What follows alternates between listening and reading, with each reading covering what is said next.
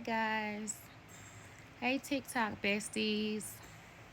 Y'all other TikTok besties. She's not feeling good. My baby sick. Mm-hmm. Hmm. I'm not feeling well. You're not feeling well, baby.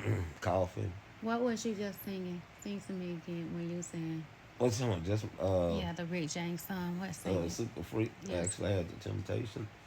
When you hear them in the background, and the time the Motown story just go on and on and on forever. So many great artists. My husband put me to sleep at night, guys, because he talks to me about different things dealing with the music industry. Mm.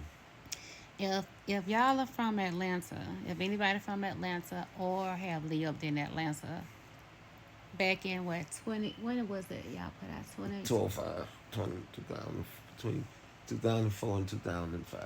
Okay, between At the end of 2004 going into 2005. 2004 2005, right? Mm-hmm. If y'all ever heard the song "Do Your Dance" on that, was it "Do Your Dance" on that flow? The clean version will do your dance on that flow. The dirty version will do your dance on that hoe. Okay, so my husband is the one who put out "Big Hill Squad" and "Guillotine" when that song came out. Him and his partner JT on New Style Records. Our history goes so deep, guys. I'm very shy on this app, and I don't know how to do a lot of content. I'm learning how. Our lives is interesting. There's so much I be wanting to share with y'all, but I don't know how to do it. I think when I first came on and I tried to like make content, it was so many nasty comments that I got, and I think that kind of discouraged me. But there are so many layers to our life, and we've been together since I was a teenager, and I was a little girl when I met my husband. My mama actually brought him home to me. One day I'm gonna tell y'all about that. If y'all want to know that story, inbox me, and I'm gonna tell y'all about it. And it was just interesting being with a man for the first time in my life. Cause I've been with a boy, but my first time being with a grown man. And they be talking about sprinkle, sprinkle, drizzle, drizzle, and all that stuff. I don't have time for none of that stuff. I'm lovey dovey. Ain't that right, baby? Say lovey dovey. Mm-hmm. Lovey dovey. 6 minutes, lovey dovey around. Oh. Mm. And me and this man have been together for a long time. He raised me. And that's the thing,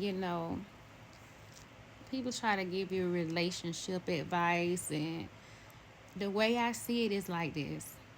Like I told my children, they was like, Mama, I want what you and Daddy got. We gonna remain virgins until we get what y'all have. But I'm like, it's not what we have, it's what we got.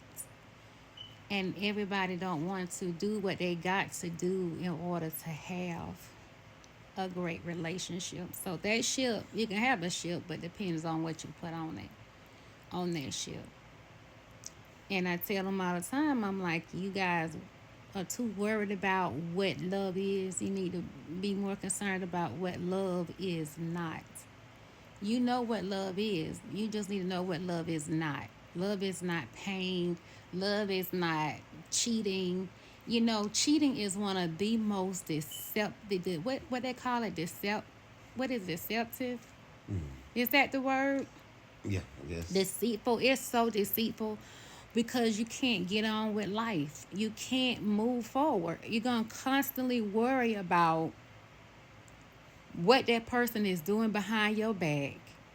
Let's say y'all trying to build a multi-million dollar business or multi-million dollar empire, you can't get to it because you're gonna forever be worried about if that person is cheating, what they do.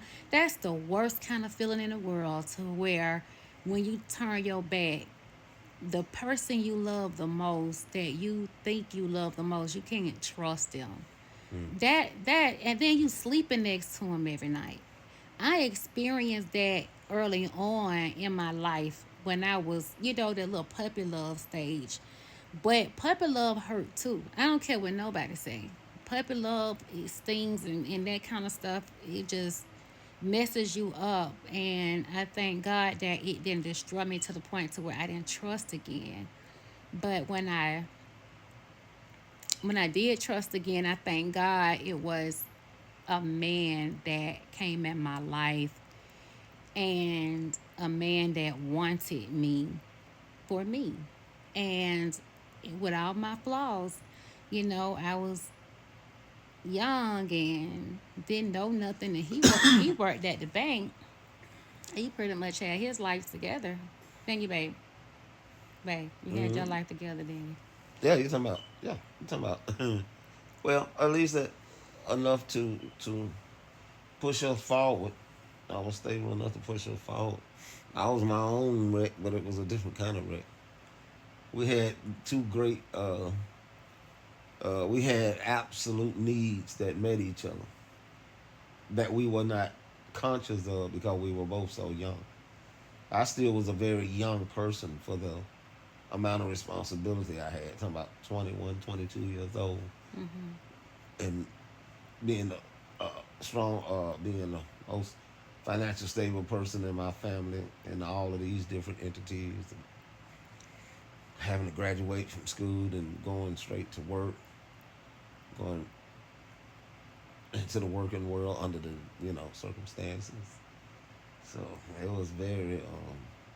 I've always been a very responsible person, Mm-hmm. even when I didn't feel like it.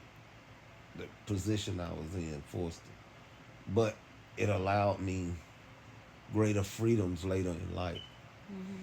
Because the more responsible and the more you take on as a young person, the better your own outcome and your stability as an older person Will be. will be. Everybody talking about get in trouble when you're young. Yeah, you can afford to get in trouble when you're older because you got bailment. You young, your ass might not make it back out. Well, well, one thing that we did For what it's was, worth. like I said, my mama brought him home. My mama actually dated younger guys. And she had went out one night and she met this guy, and this guy had a friend, and it just went from there. That's been over 30 years ago. And then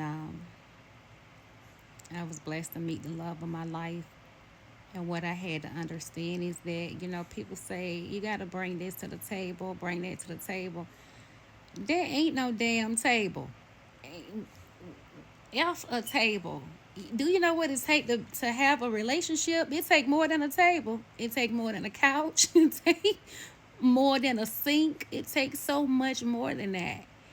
And if two people got to be willing to make one ultimate sacrifice, and that's to trust God.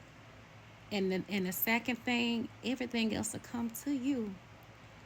And the intentions towards each other got to be good.